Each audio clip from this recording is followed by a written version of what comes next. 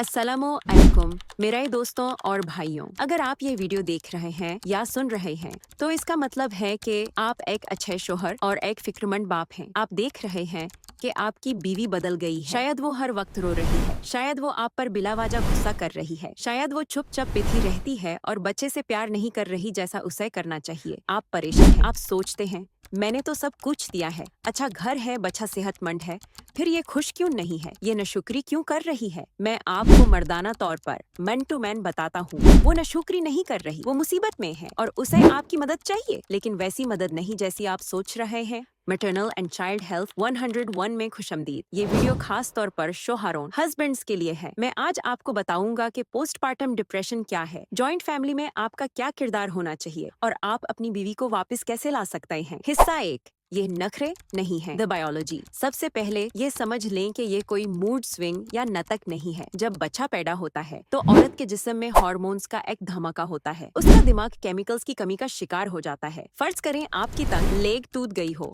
और मैं आपसे कहूँ यार भागो, तुम भाग क्यों नहीं रहे, तुम कितने सुस्त हो। आपको गुस्सा आएगा ना, क्योंकि आपकी हड्डी टूटी है, आप चाह कर भी नहीं भाग सकते। बिल्कुल इसी तरह आपकी बीवी का दिमाग अभी रिपेयर मोड में है, वो चाह कर भी खुश नहीं हो सकती जब तक उसके केमिकल्स बैलेंस ना हो। तो अगली बार जब वो रोए तो उसे ये मत कहें बस कर दो, क्यों रो रही हो, बल्कि उसे गले लगाएं और कहें मैं जानता हूँ तुम तकलीफ में हो, मैं तुम्हारे साथ हूँ। हिस्सा 2, आप पुल ब्रिज हैं, जॉइंट फैमिली डायनामिक्स। हमारे साउथ एशियन कल्चर में शोहर का किरदार सबसे मुश्किल होता है। आप सैंडविच बन जाते हैं, एक तरफ आपकी माँ सास है, दूसरी तरफ बीवी। माँ कहती है बहुत नखरे हैं इसके, हमने भी बच्चे पाले हैं। बीवी कहती है आपकी अम्मी मुझे सुकून नहीं लेने दे रही, यहाँ आपको गेट कीपर बनना पड़ेगा। आपकी बीवी अभी कमजोर है, वो आपके खानदान वालों से मुकाबला नहीं कर सकती। ये जंग आपको लड़नी है, लेकिन तमीज के साथ। अगर आपकी अम्मी या बहनें नांद बीवी के कमरे में बेथा रहती हैं तो आप उन्हें प्यार से बाहर ले जाएं। आप कहें अम्मी बच्चा और माँ अभी सो रहा है, डॉक्टर ने सख्ती से मना किया है डिस्टर्ब करने से, आइए हम बाहर चाय पीते हैं।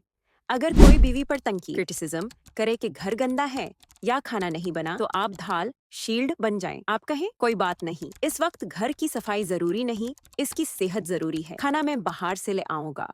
आपकी बीवी को ये एहसास होना चाहिए कि जब वो कमरे में अकेली है तो दरवाजे के बाहर आप पहरा गार्ड दे रहे हैं। हिस्सा 3, नींद स्लीप सबसे बड़ी दवाई है। साइंस कहती है कि अगर नई माँ को 4 घंटे की लगातार नींद न मिले तो वो डिप्रेशन से बाहर नहीं आ सकती। नींद की कमी इंसान को पागल कर देती है। मैं जानता हूँ आप सुबह ऑफिस जाते हैं, आप थके हुए हैं, लेकिन आपकी बीवी 24 घंटे की ड्यूटी पर है, आपको नाइट शिफ्ट बांधनी होगी। अगर बच्चा बोतल फीड लेता है तो रात का एक हिस्सा मसलन 9 बजे से 1 बजे तक आप संभालें। बीवी को कहें कि वो दूसरे कमरे में जाकर सोए। अगर बच्चा माँ का दूध फीड लेता है तब भी आप मदद कर सकते हैं। जब बच्चा रोए आप उठें, बच्चे को माँ के पास ले जाएं, माँ लेते लेते फीड कराए। जैसे ही फीड खत्म हो आप बच्चे को उठाएं, बर्फ डकार दिलाएं, डायपर चेंज करें और सुलाएं। माँ को बिस्तर से उठने ना दें। ये जो नींद के चंद घंटे आप उसे देंगे ये उसकी सेहत के लिए दवाई से ज्यादा जरूरी है। हिस्सा 4, इंटीमेसी नाजुक बात। यह बात मर्द अक्सर नहीं समझते। डिलीवरी के बाद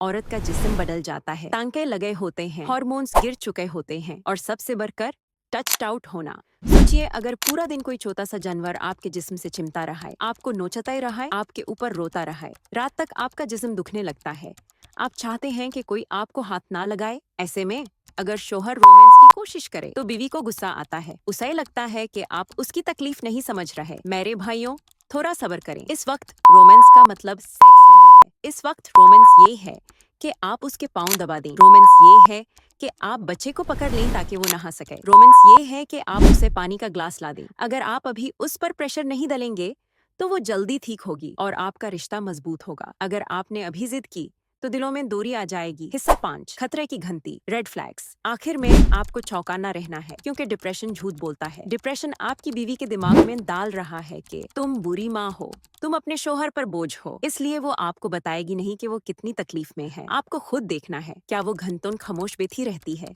क्या वो बच्चे के रोने पर बिल्कुल रिएक्शन नहीं देती, क्या वो ऐसी बातें करती है कि मेरे बगैर तुम लोग ज्यादा खुश रहोगे। अगर ऐसा है तो इंतजार मत करें, उससे पूछे मत के डॉक्टर के पास चलें, बल्कि फैसला करें। उसे कहें बेगम, मैं तुम्हें तकलीफ में नहीं देख सकता। मैंने डॉक्टर की अपॉइंटमेंट ले ली है। मैं तुम्हें लेकर जा रहा हूँ क्योंकि इस वक्त वो फैसला करने की ताकत नहीं रखती। आपको उसका सहारा बनना है। नतीजा, कंक्लूजन, ये वक्त मुश्किल है लेकिन हमेशा नहीं रहेगा। आपकी हंसने मुस्कुराने वाली बीवी वापस आ जाएगी, बच्चा बड़ा हो जाएगा, नींदें वापस आ जाएंगी। लेकिन ये जो 2 से 3 महीने हैं, इसमें आपका इम्तिहान है। साबित करें कि आप सिर्फ खुशी के साथी नहीं हैं, बल्कि गम और तकलीफ में भी उसके मुहाफिज, प्रोटेक्टर हैं। हिम्मत करें, आप कर सकते हैं।